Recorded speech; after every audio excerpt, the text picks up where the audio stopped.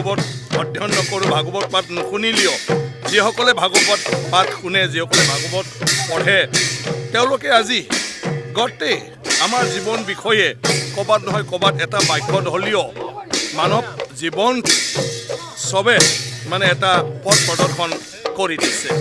গতিকে আজি বিশ্বই মানে ভাৰতৰ এই সভ্যতা, সংস্কৃতি, ভাৰতৰ ধৰ্ম, ৰীতি ৰিৱাজ সেয়াই মানৱ সমাজৰ প্ৰথম সভ্যতা বুলিও মানুহে মানে ক'ব খোজে।